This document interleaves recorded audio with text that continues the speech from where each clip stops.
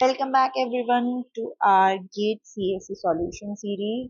और आज हम एक नया क्वेश्चन पेपर स्टार्ट करने वाले हैं, that is GATE 2025। So let us start with first 10 questions today. So हमारा फर्स्ट क्वेश्चन है, Ravi had dash younger brother who taught at dash university. He was widely regarded as dash honorable man. So we have to select the option with the correct sequence of articles to fill in the blanks.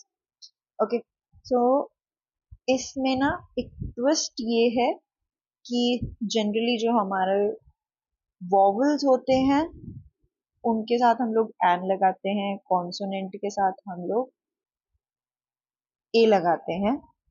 But यहाँ पे twist ये है कि university जो है, you एक vowel है तो यहाँ पे एन आना चाहिए, बट यूनिवर्सिटी के साथ लगता है ए। ठीक है, और यहाँ पे ऑनरेबल, हम लोग ऑनरेबल पढ़ते हैं इसको, तो यहाँ पे स्टार्टिंग एच से हो रही है, हालांकि प्रोनाउंसिएशन आपकी वॉवल की देता है, but it still uses an. ठीक है, क्योंकि प्रोनाउंसिएशन में हमारा वॉवल आ रहा है, दो ये स्टार्ट हो रहा है कॉन्सोनेंट से। एंड ये आपका सिंपल है कि आपका एक कॉन्सोनेंट है and we are using A with that. So Ravi had a younger brother who taught at a university. He was widely regarded as an honorable man. ठीक है, तो हमारा जो फर्स्ट वाला है that is the correct answer. Now second question हमारा आज का, the CEO's decision to downsize the workforce was considered myopic because it sacrificed long-term stability to accommodate short-term gains. Select the most appropriate option that can replace the word myopic without changing the meaning of the sentence.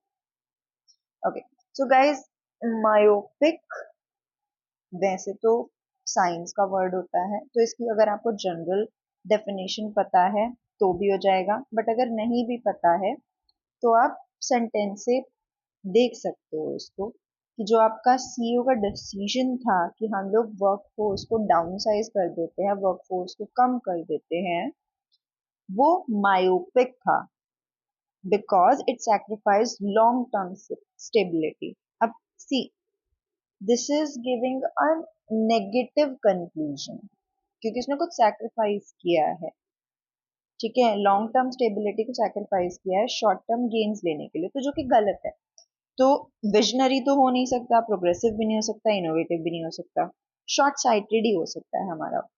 ठीक है, तो myopic वैसे भी short sighted ही होता है, तो हमारा answer हो जाएगा B. Now let us come to the third question, the average marks obtained by a class in an examination were calculated as 30.8. However, while checking the marks entered, the teacher found that the marks of one student were encountered incorrectly as 24 instead of 42. After correcting the marks, the average becomes 31.4. How many students does the class have? ठीक है, अब देखो question कह रहा है कि हमारे जो एवरेज मार्क्स हैं वो उन्होंने जो कैलकुलेट किए हैं तो 30.8 आए, बट जब आप इस जो टीचर थी वो मार्क्स एंटर कर रही थी तो उन्होंने 24 लिख दिया इंस्टेड ऑफ 42, तो एक मार्क्स जो थे वो गलत एंटर हुए। ठीक है, अब अगर वो उसको करेक्ट करती है तो एवरेज मार्क्स आपके कितने हो गए, 31.4। अब पूछा आपसे ये जा रहा है कि कितने स्टूडेंट्स थे।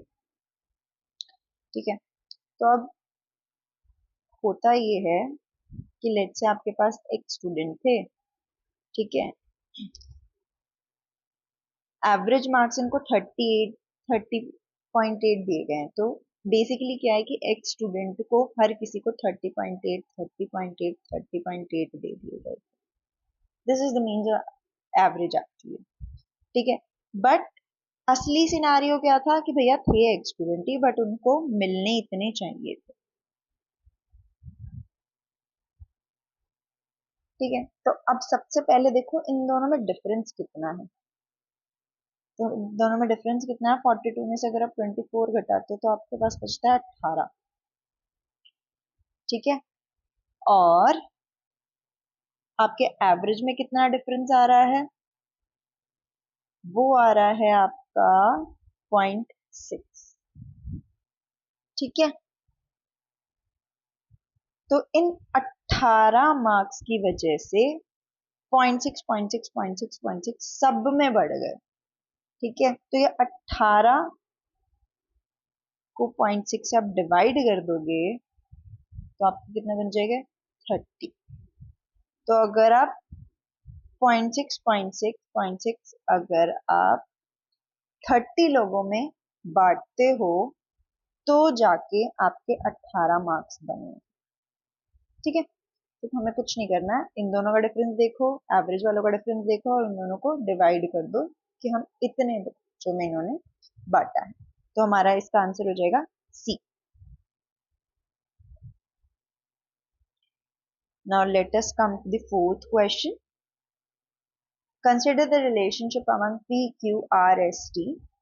पी जो है क्यू का ब्रदर है, तो हम लोग ना एक डायग्राम सा बना लेते हैं यहाँ पे, जो कि बेसिकली हमारी इंफॉर्मेशन को रिप्रेजेंट कर रहा है। तो P is the brother of Q, तो हम उसको रिप्रेजेंट कर रहे हैं by this slash. S is the daughter of Q, तो हम इसको इसके नीचे लिख देते हैं। T is the sister of S, T is the sister of S। अब एक चीज और है, हम लोग लेट्स से कि प्लस रिप्रेजेंट कर देते हैं फीमेल के लिए और माइनस रिप्रेजेंट कर देते हैं मेल के लिए। तो it is actually based on the representation, आप कुछ भी साइन यूज कर सकते हो। लेट्स से कि हम ये मेल के लिए कर रहे हैं और ये हम प्लस कर रहे हैं फीमेल के लिए। ठीक है, तो P is the brother of Q, तो P ब्रदर है तो ये मेल ही होगा। S is the daughter of Q, तो अगर डॉटर है तो ये फीमेल होगी। T is the sister of S, तो सिस्टर है तो ये भी आपकी फीमेल होगी। And R is the mother of Q, और जो R है वो भी फीमेल होगी। ठीक है, तो अब बेसिकली या तो ये भाई भाई हैं या फिर ये भाई बहन है, कुछ भी हो सकते हैं। तो अब हमसे पूछा गया है कि following statements are made based on these relationship. अब आपको बताना है कि कौन कौन से रिलेशनशिप सही है। तो R is the grand mother of S, जी हाँ ग्रैंड मदर है। इट डज नॉट मैटर कि सिस्टर थी इसकी या ब्रदर था, एस तो इसकी ग्रैंड डॉटर ही होगी आर की। P is the uncle of S and T, बिल्कुल सही है। आर हैज ओनली वन सन, इसका हम लोगों को जेंडर नहीं पता है, तो वी कैन नॉट से, हम लोग श्योर नहीं है कि एक ही सन है या दो सन है, तो इसको हम श्योरली नहीं कह सकते। Q has only one daughter, जी नहीं, ये दोनों बहनें हैं ना, तो इसके पास दो डॉटर है, ये भी नहीं होगा। तो हमारा वन और टू बेसिकली सही है, तो हमारा ऑप्शन ए सही हो जाएगा। Now let us come to the fifth question. According to the map shown in the figure, which one of the following statement is correct? The figure shown is representative. Okay, तो आपको ना कुछ ये map type दिया हुआ है और इस मैप में आपसे पूछा गया है कि ये वाली चीजें बताओ कि ये सही, कौन सी वाली स्टेटमेंट सही है। एंड सबसे अच्छी बात ये कि हमें डायरेक्शन बताई हुई है, तो इस डायरेक्शन के मैप में एक चीज और ऐड ऑन कर लेते हैं। This is your north east, this is your southeast, this is your southwest and this is your northwest. ठीक है, the library is located to the northwest of the canteen. अब जो आपकी लाइब्रेरी है वो कैंटीन के, कैंटीन का है नॉर्थ वेस्ट में है, जी नहीं वो तो वेस्ट में है, नॉर्थ वेस्ट में थोड़ी है। सी वेस्ट और नॉर्थ वेस्ट में 45 डिग्रीज का फर्क होता है। ठीक है, तो क्योंकि हम कह रहे हैं कि लाइब्रेरी और कैंटीन जो है वो सीधे सीधे ही है, तो that is in west, right. The hospital is located to the east of the chemistry lab. ये है आपका हॉस्पिटल और ये है आपकी केमिस्ट्री लैब, और वो बोल रहा है कि वो ईस्ट में है। जी नहीं, केमिस्ट्री लैब के ईस्ट में तो कुछ भी नहीं है, हॉस्पिटल तो नॉर्थ में है, तो ये दोनों तो गलत है। The chemistry lab is to the south east of physics lab. तो फिजिक्स लैब कहाँ है हमारी? फिजिक्स लैब के साउथ ईस्ट में हमारी केमिस्ट्री लैब है। ये तो सही है क्योंकि ये ऐसे बन रहा है, and that is your south east direction, so this one is correct. एक बार फोर्थ भी देख लेते हैं। The classroom and canteen are next to each other. जी नहीं, कैंटीन इधर है, क्लासरूम इधर है, तो नेक्स्ट तो नहीं है, तो हमारा जो ऑप्शन सही होगा वो हो जाएगा C. Now let us come to the sixth question, और यहाँ से हमारे 2 मार्क्स के क्वेश्चन स्टार्ट हो जाते हैं। I put the brown paper in my pocket along with the chalks and possibly other things. I suppose everyone must have reflected how primeval and poetical are the things. It's primeval, listen. Primeval and how poetical are the things that one carries in one's pocket. Okay, the pocket knife, for instance, the type of all human tools, the infant of the sword. Once I planned to write a book of poems entirely about the things in my pocket, but I found it to be too long and the age of the great epics is past. तो basically ये कह रहा है कि आप अपनी जेब में, अपनी पॉकेट में बहुत कुछ रख सकते हो। तो उसने एक ब्राउन पेपर भी डाला अपनी पॉकेट में, चॉक्स के साथ और बहुत सारी डिफरेंट डिफरेंट चीजों के साथ, एंड हर कोई अपनी पॉकेट में बहुत सारी चीजें कैरी कर सकता है, ठीक है। फॉर एग्जाम्पल एक पॉकेट नाइफ, ठीक है, जो कि the type of all human tools, एक छोटी सी तलवार होता है, ठीक है। पॉकेट नाइफ को आप क्या बोल सकते हो? एक छोटी सी तलवार, the infant of the sword, sword का बच्चा। Once I plan to write a book, और जब ऑथर ने अपने पॉकेट के आइटम्स के बारे में बुक लिखनी चाहिए पोएम्स की, तो उसको लगा कि तो बहुत ज्यादा बड़ी है क्योंकि उसकी पॉकेट में बहुत कुछ आ सकता है। So it's a I think famous quote from GK Chesterton's, a piece of chalk. So based on the information provided in the above passage, the following statement is true. The author of the passage carries a mirror in his pocket to reflect upon things. जी नहीं, mirror की बात कर रही है। The author of the passage had decided to write a poem on epics. जी नहीं, वो चौक के ऊपर लिखना चाह रहा है, पॉकेट में जो चीजें हैं उनके ऊपर लिखना चाह रहा है। The pocket knife is described as the infant of the sword. ये सही बात है, ये हमने देखा था कि पॉकेट नाइफ को बच्चा बताया गया स्वॉर्ड का। Epics are described as too inconvenient to write. जी नहीं, वो बेसिकली कह रहा है कि पॉकेट में इतनी सारी चीजें होती हैं कि बहुत बड़ी हो जाएंगी पोएम्स, तो इस वजह से वो कहना चाहता है। Now this is a good question, it's kind of little bit lengthy question, ठीक है, और ये प्योर मैथमेटिकल बेस्ड है। So let us do it. In the diagram, the lines Q, R and ST are parallel to each other. The shortest distance between these two lines is half the shortest distance between the point P and the line QR. Okay. So पहले जो हमें given है वो देख लें। तो हमारे पास 2 triangles given है जिसमें क्यू आर और एस टी जो लाइंस है वो पैरेलल है, तो Q R is parallel to S T. Moreover, जो शॉर्टेस्ट डिस्टेंस है बिटवीन दीज 2 लाइंस, ठीक है, क्यू आर और एस टी के बीच में जो शॉर्टेस्ट डिस्टेंस है वो shortest distance, the shortest distance would be this or this, कुछ भी ले लो, is half the shortest distance between the point, मतलब लेट से ये A है, ये B है और ये पूरा PAB है, ठीक है, तो AB is equal to half of PB, ठीक है,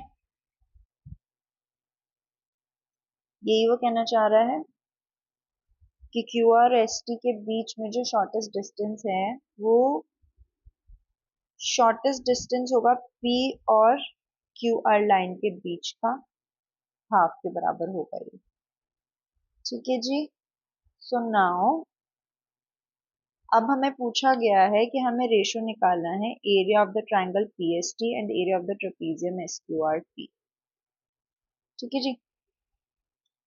तो इसमें आप एक चीज देखो, हम लोग दो ट्राइंगल्स ले लेते हैं, पी एस टी और पी क्यू आर, छोटे वाला triangle P S T and बड़े वाला ट्राइंगल पी क्यू आर, ठीक है। नाउ एंगल पी और एंगल पी कॉमन है इसमें, और क्योंकि ये पैरेलल लाइंस हैं तो ये वाले जो दोनों एंगल होंगे वो क्या हो जाएंगे, कॉरस्पॉन्डिंग एंगल्स हो जाएंगे,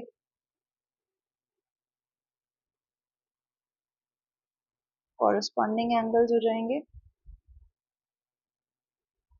अगर दो एंगल इक्वल होगी तो तीसरा खुद हो जाता है, तो ये सिमिलर हो जाएंगे, एंगल पी एस टी और एंगल पी क्यू आर जो है वो आपके सिमिलर हो गए, ठीक है। और सिमिलर में हमें एक चीज पता है कि जो रेशो होगा कॉरस्पॉन्डिंग साइड्स का वो इक्वल होगा, राइट। तो पीबी, अब PA and PB are also part of these triangles only, तो वो भी कॉन्ग्रुएंसी और सिमिलैरिटी पे उनकी कंडीशंस लाई करेगी। तो हम लोग ये लिख सकते हैं कि PB अपॉन में PA और रादर PA अपॉन में PB should be equal to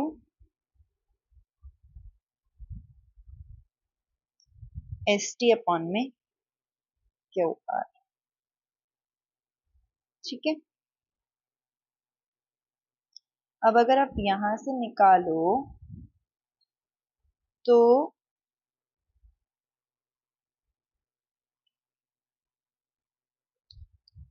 अगर आपका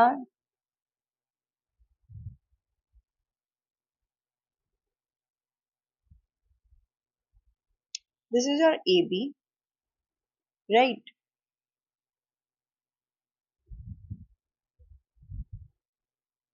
AB को हम कैसे लिख सकते हैं,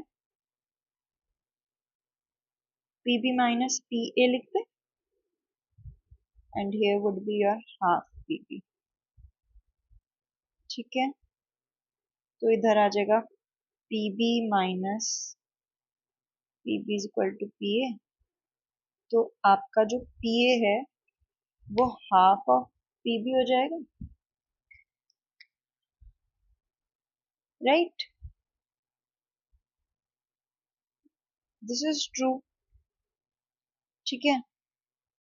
तो अगर आपका यहां से हमें पता है कि PA जो है वो PB के बाद PA जो है आपका हाफ ऑफ PB है, ठीक है। तो अगर आप इसमें PA की जगह PB की जगह 2 PA लिख सकती हूँ मैं इसको, PA से PA कट जाएगा तो it would be half ST upon में QR, ठीक है। तो आपका जो ST हो जाएगा वो हो जाएगा एस टी हो जाएगा, वो हो जाएगा Q R by two, cross multiply कर। ठीक है, अब आप एरिया निकालो of triangle P S T, तो आपका क्या होगा, हाफ इंटू बेस आपका एस टी इंटू में आपका this is your P A. ठीक है, सिमिलरली हमारा जो एस टी है वो हमने देख लिया है, it is Q R by two into its P A, तो ये कितना हो जाएगा, हाफ ऑफ पी बी। ठीक है, तो ये हमारा कितना हो जाएगा, it would be 1/8 into Q R into P B. ठीक है, नाउ अब हम निकालते हैं बड़े वाले ट्राइंगल का area, that is your P Q are. तो उसमें अगर आप देखोगे हाफ इंटू बेस आपका क्यू आर है इंटू हाइट आपकी पी बी है। ठीक है, तो अगर मेरे को, क्योंकि मेरे को जो रेशियो निकालना है वो मेरे को किस चीज का निकालना है, ट्राइंगल पीएसटी का, और ये ट्रपीजियम का निकालना है, ट्रपीजियम का निकालना है मेरे को, एस क्यू आर टी, इन दोनों का एरिया का रेशियो निकालना है। तो अगर मैं बड़े वाले ट्राइंगल में से छोटे वाला ट्राइंगल माइनस कर दूं तो मेरा ट्रपीजियम बच जाएगा। Area of trapezium S Q R T is equal to area of triangle P Q R minus area of triangle P S T. अब हमने पी क्यू आर का देखा है, तो half into Q R into P B minus 1/8 into Q R into P B. Right, तो इसमें से आप हाफ हाफ भी निकाल सकते हो, आप एक काम करो Q R into P B ही निकाल लो सर। तो हाफ माइनस 1/8। ठीक है, तो अगर आप इसको सॉल्व करते हो तो 8 आपका नीचे आ जाएगा, 4 आ जाएगा, तो आपका आ जाएगा 3/8। It would be your 3/8 into Q R into P B. अब आपको क्या निकालना है, आपको जस्ट रेशियो निकालना है, किस किस चीज का, पी एस टी अपॉन में एरिया ऑफ जो अभी हमने एस क्यू आर टी निकाला। तो पी एस टी हमने जो निकाला है वो था 1/8 into Q R into P B, और ये था आपका 3/8 into Q R into P B. तो Q R P B direct चला जाएगा, 8 से 8 चला जाएगा, तो आपका जो बच जाएगा वो बच जाएगा 1/3। That is your first option. तो ये थोड़ा लेंदी था, बट अगर आपको सिंपल मैथमेटिक्स याद है 7th 8th वाली, सिमिलैरिटी और ये सब चीजें, तो आप कर सकते हो उसको। Now let us come to the next question. A fair six-faced index with the faces labeled 1, 2, 3, 4, 5, 6 is rolled thrice. What is the probability of rolling 6 exactly once? Okay. देखो, इसको करने के दो तरीके होते हैं। एक तो है कि आप इंट्यूशन से कर लो। इंट्यूशन में क्या है कि आपके पास अगर आप 3 बार डाइस फेंक रहे हो तो आपके पास कितने पॉसिबिलिटीज आएंगे, फर्स्ट क्वेश्चन। तो लेट्स से ये है आपके पास 1 1 1, ठीक है, 1 1 2, तो ऐसे अगर आप करोगे तो आपके पास 2 1 6 बेसिकली पॉसिबिलिटीज आ जाएंगी। ठीक है, बट हमें वो नहीं देखना है, हमें ये देखना है कि एग्जैक्टली 6 कितनों में आएगा जिसमें सिर्फ एक बार आ रहा है। तो एक बारी इस पे आ जाएगा, थर्ड डाइस पे, एक बारी इस पे आ जाएगा, सेकंड डाइस पे, और एक बारी इस पे आ जाएगा, फर्स्ट डाइस पे। ठीक है, तो ऐसे 6 कॉम्बिनेशन सबके जाएंगे। So we can make a calculation. ठीक है, तो आपके जो ऐसी पॉसिबिलिटीज बनेंगी वो 75 पॉसिबिलिटीज बनती हैं, you have to count it. ठीक है, आपको काउंट करना पड़ेगा, we do not have any other option. दूसरा तरीका है कि आप बाइनोमियल डिस्ट्रीब्यूशन लगा लो, which is a systematic way of doing this. तो इसमें जो बाइनल डिस्ट्रीब्यूशन का होता है, कुछ ये फॉर्मूला होता है हमारे पास। ठीक है, अब इसमें क्या क्या चीजें वैल्यू होती हैं मैं बता देती हूँ। एन है आपके पास नंबर ऑफ मूव्स, तो आपने कितनी बार डाइस फेंका है, 3 बार। ठीक है, तो आपका एन जो हो गया है वो 3 है। एक्स है आपका कि आपको एग्जैक्टली वंस चाहिए या एग्जैक्टली 2 चाहिए, कौन से कॉम्बिनेशन चाहिए आपको, एक पे चाहिए ना, हमें सिर्फ एक 6 की ऑब्जर्वेशन हमें चेक करनी है। तो x हमारा हो गया 1। p होता है, it's like a positive event की प्रोबेबिलिटी कितनी है। ठीक है, तो अगर आप एक लोकेशन पे देखो, और हमें एक ही लोकेशन देखनी है, ठीक है, तो 6 पॉसिबिलिटी है कि 1 आ जाए, 2 आ जाए, 3 आ जाए, 4 आ जाए, 5 आ जाए, 6 आ जाए, बट हमें कौन सी चाहिए, हमें सिर्फ 6 वाली चाहिए। तो आपकी जो p हो जाएगी वो 1/6 हो जाएगी, जो आपकी फेवरेबल कंडीशन है। q आपकी 1 माइनस p होती है, तो ये हो जाएगी आपकी 5/6। जो फेवरेबल नहीं है वो बेसिकली q में हो जाता है। तो आपको कुछ नहीं करना, आपको जस्ट फॉर्मूला लगा देना है, 3c1 1/6 की पावर x आपको एक पे चाहिए, 5/6, एन आपका 3 था, 3 मूव्स थे, उसमें से एक घटा दो तो ये 2 हो गए। 3c1 इंटू 1/6 इंटू 5/6 की पावर 2। अब खोल लो इसको, 3 क्रॉस 2 1, और 3 में से माइनस गया 1, इससे ये गया 1/6 इंटू 5/6 इंटू 5/6। तो 6 इंटू 6 इंटू 6 होते हैं 216। ठीक है, 5 5 जा 25, 25 3 जा 75। तो अल्टीमेटली आपका आंसर 75/216 ही आएगा। ठीक है, now let us come to the 9th question. And guys, अगर आपको इस वाले क्वेश्चन में पूरी पॉसिबिलिटीज की 75 कैसे आ रहा है, you want to know the possibilities की एक एक पॉसिबिलिटी को मैं डिस्कस करूं, तो मुझे बता दीजिएगा कमेंट्स में, I discuss that.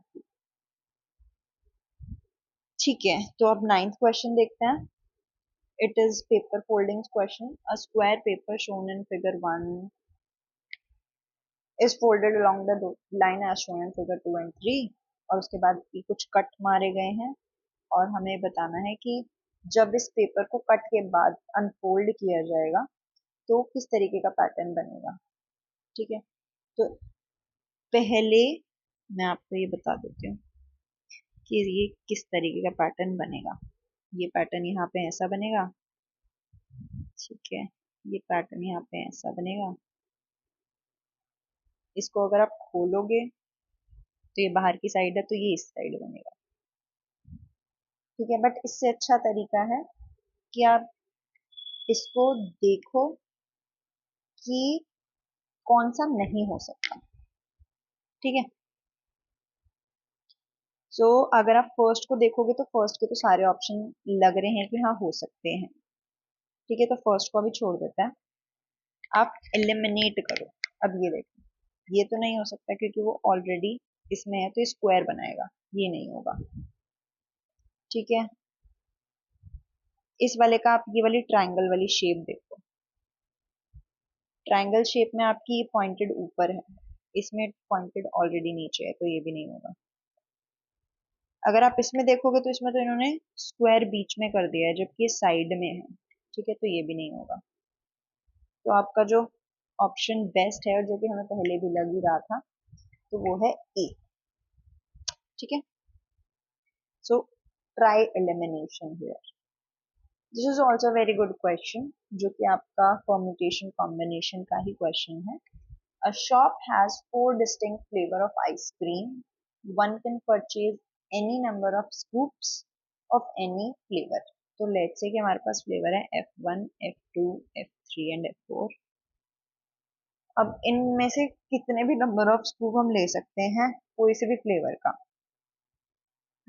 Order matter नहीं करता है. If one wants to purchase 3 scoops of ice cream, अब कोई है जो 3 स्कूप ऑफ आइसक्रीम खरीदना चाहता है, in how many ways can one make that purchase. अब आपसे पूछा जा रहा है कि 3 स्कूप हम कैसे खरीद सकते हैं, क्योंकि कितने डिफरेंट डिफरेंट वेज हो सकते हैं. सो नाउ लेट अस सी. तो इसको ना अगर आप देखो तो आप ब्रॉडली 3 तरीके से डिवाइड कर सकते हो. ठीक है, कि 3 स्कूप है, सारे सेम फ्लेवर्स के ले लो, 3 सेम फ्लेवर ले लो, 2 सेम फ्लेवर ले लो, और एक ही सेम फ्लेवर लो. ठीक है, तो अगर आप तीनों सेम लेते हो तो आपके पास 4 तरीके हो सकते हैं. एक बार F1 ले लो, एक बार F2 ले लो, एक बार F3 ले लो, और एक बार F4 ले लो. ये हमारे पास 4 वेज हो गए. ठीक है, पहले हम थर्ड केस डिस्कस कर लेते हैं, उसके बाद सेकंड केस डिस्कस करेंगे. आपके पास सिर्फ एक ही सेम फ्लेवर होना चाहिए. ठीक है, बाकी जो 2 होंगे वो आपके डिफरेंट होंगे. ठीक है, तो 4 में से आपको तीनों डिफरेंट फ्लेवर्स चाहिए बेसिकली. तो 4C3 इज 4 का फैक्टोरियल, 3 का फैक्टोरियल, 3 का फैक्टोरियल एंड 4 - 1 का फैक्टोरियल. तो आपके पास 4 वेज हो गए. ठीक है, आप इसको करके भी देख सकते हो कि अगर आपके पास सारे डिफरेंट डिफरेंट फ्लेवर्स हैं तो आप ऐसे लिख सकते हो F1, F2, F3. ठीक है, F1, F2, F4, सारे डिफरेंट फ्लेवर्स हैं. ठीक है, अब F1, F3, F4.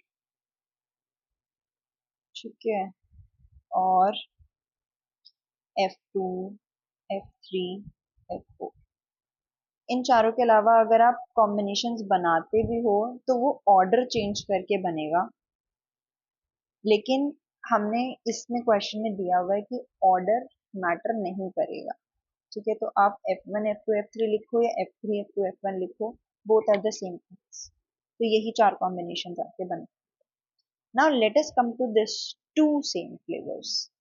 ठीक है, तो इसमें आपसे बोला गया है कि आप 2 फ्लेवर तो ले लो सेम. ठीक है, लेकिन जो आपका तीसरा फ्लेवर होगा वो आपका डिफरेंट होगा. ठीक है, तो आपने 4 में से 2 फ्लेवर तो ले लिए.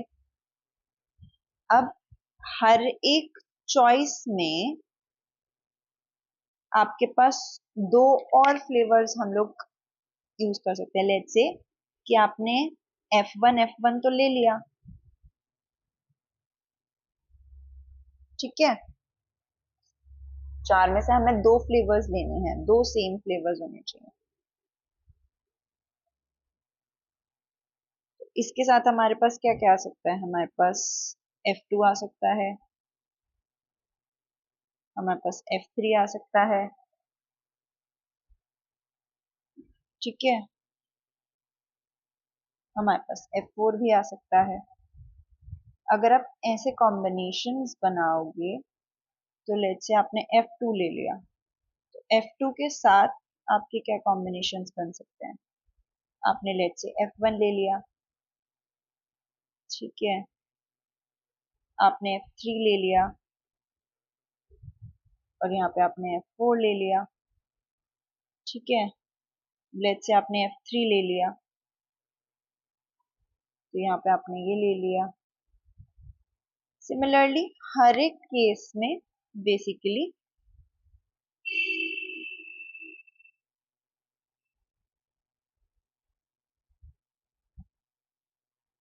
ठीक है, तो हर एक केस के बेसिकली आपके पास 3 केस हो जाएंगे.